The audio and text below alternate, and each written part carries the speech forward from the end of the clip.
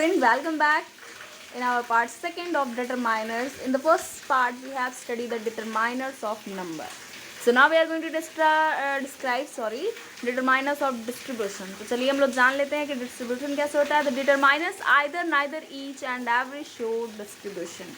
See, जो ऐसे words जैसे either, neither, each, every और एक्सेट्रा और भी चीज़ें जो आएंगी और तो यहाँ पे हमारा डिस्ट्रीब्यूशन की बात हो जाएगी. जैसे हम कहें कि हमारे पास 2 पेन है तो हम कहें आपके पास मेरे पास एक कंडीशन है. कंडीशन ये रहेगा कि आपको रेड पेन लेना है या फिर ब्लू लेना है, मतलब आपको दोनों नहीं लेना है. तो वहाँ पे डिस्ट्रीब्यूशन की भावना आ गई.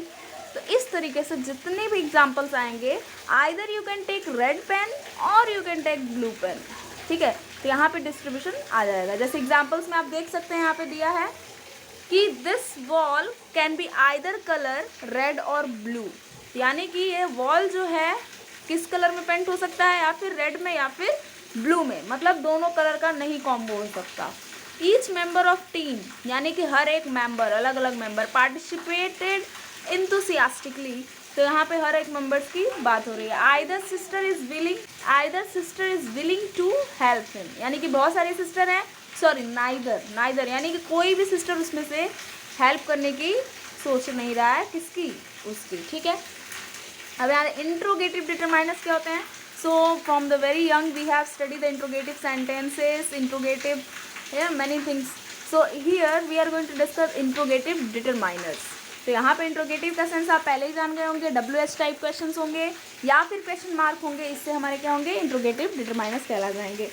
जैसे हुज, विच, यहाँ पे देखिए इंडिकेट करेगा, मतलब किसका पेन है, कौन आया है. तो इस तरीके से हमारा इंडिकेट कर रहा है ना. तो इंडिकेट करने का सेंस क्या है, डिटरमाइनर्स है. और इंट्रोगेटिव यहाँ पे क्वेश्चन मार्क है, इसलिए वो इंट्रोगेटिव है. तो इस तरीके से आप क्वेश्चन में एग्जाम्पल में देख सकते हैं वेयर, व्हाट, विच, हुज. यहाँ पे आपके एग्जाम्पल्स के तौर पे भी दिए हैं. Whose house is this, which painting would you like to buy. अब यहाँ देखिए आपके एक्सरसाइज दिए हैं. इस एक्सरसाइज में आपका ये जो है ये पूरा आपका फिल करने के लिए भरा है. इसमें से कोई एक आपको फिल करना है, जो मैंने ऑलरेडी आपके लिए एक कर चुकी हूँ, सेकंड वाला which class to you study, और ये फर्स्ट वाला आपको ढूंढ के करना है. तो बच्चों इसको पोस्ट करके, और ये मैं अच्छे से कर देती हूँ. हाँ, इसको पोस्ट करके और एकदम अच्छे से आप फिल करिएगा, ये आपके प्रैक्टिस में बहुत हेल्प करेगा. ठीक है, सो कम टू आवर नेक्स्ट. सो अब देख लेते हैं, यहाँ पे भी 2 एक्सरसाइज यहाँ पे लेफ्ट ओवर हैं, तो आप इसमें भी फिल कर सकते हैं. ठीक है, अब देखिए pre determiners, central determiners and post determiners. अभी हम डिस्ट्रीब्यूशन पढ़ लिए, इंट्रोगेटिव पढ़ लिए, अब हम प्री डिटर्मिनर्स पढ़ लेते हैं. सेंट्रल डिटर्मिनर्स क्या होता है और पोस्ट डिटर्मिनर्स क्या होता है, ये भी हम जान लेते हैं. तो चलिए जानते हैं pre determiners. In sentence we often more use than one determiners before noun. हम ज़्यादातर क्या इस्तेमाल करते हैं, एक ही डिटर्मिनर से इस्तेमाल करते हैं नाउन के पहले या फिर नाउन फ्रेज के पहले. We gave present to all teachers, यहाँ पर देखिए ऑल आवर टीचर, ऑल. ठीक है, यहाँ पे लास्ट, ये हमारे जो है एग्जाम्पल्स हैं, ये सेंट्रल प्री डिटर्मिनर्स और पोस्ट डिटर्मिनर्स के. अब हम कैसे जानेंगे कि प्री डिटर्मिनर्स है, पोस्ट डिटर्मिनर्स है, कैटेगराइज किया है, चलिए हम जान लेते हैं. तो यहाँ पे बच्चों देखिए 3 पॉइंट्स में दिया है, इन तीनों पॉइंट्स को जानते हैं. प्री डिटर्मिनर्स रिफर किससे होता है, सेंट्रल डिटर्मिनर से. रिफर किससे होता है, पोस्ट डिटर्मिनर से. ये 3 types of occur phrase in following order, ये फॉलोइंग ऑर्डर में रहता है. जैसे हम असेंडिंग और डिसेंडिंग ऑर्डर पढ़े हैं, उसी तरीके से प्री डिटर्मिनर के बाद सेंट्रल डिटर्मिनर, सेंट्रल डिटर्मिनर के बाद post determiner. I am sorry, मैंने आपको बताया कि मेरे मुंह से हमेशा डिटर्मिनर्स आ जा रहा है, जबकि it is determiners. I am sorry. And any of these 3 types of determiners can be occur independently B other 2 types of preceding in the following. अब चलिए प्री डिटर्मिनर्स यहाँ पे विस्तार से जानते हैं.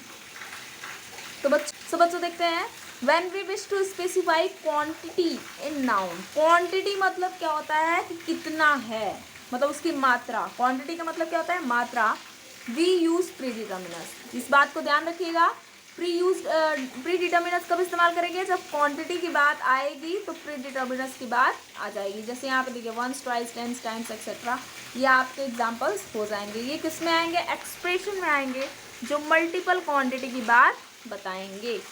ठीक है, इनके पास देखिए, इसके पास एक और चीज़ छिपा है. जैसे मान लीजिए हम कह रहे हैं कि वंस, तो ये वंस जो है इसके साथ साथ एक्सप्रेशन भी जुड़े हैं इसमें. ठीक है, जैसे मैंने एक बार कह दिया तो कह दिया, इसमें एक्सप्रेशन भी है प्लस इसमें क्वांटिटी भी है. ठीक है, तो एक्सप्रेशन प्लस क्वांटिटी रहेगा तो किसका रहेगा, प्री डिटर्मिनस का। जैसे यहाँ पे आपको दिया है you need to make thrice this afford to pass, यानी कि अगर आपको पास करना है तो तुम्हें 3 गुना मेहनत करना पड़ेगा, ठीक है। तो इसमें एक्सप्रेशन भी है प्लस इसमें क्वांटिटी भी है। और what that stand for fraction, half, 1/3। Fraction में जैसे 1/3, ये फ्रैक्शन आप मैथ्स में पढ़े होंगे, जो ऑब्लिक करके मतलब बाई करके दिया होता है, यूजुअली क्या कहते हैं, फ्रैक्शन कहते हैं ना। तो जब फ्रैक्शन की बात आएगी तो use this is also predeterminers, ठीक है। तो 3 चीज़ें हमने पढ़ी, एक्सप्रेशन प्लस क्वांटिटी, और फ्रैक्शन में आएगा वो भी, और दूसरा क्या है, ऑल एंड बोथ का प्रयोग, ये भी हमारा क्या होगा, प्री डिटर्मिनस में होता है, ठीक है बच्चों।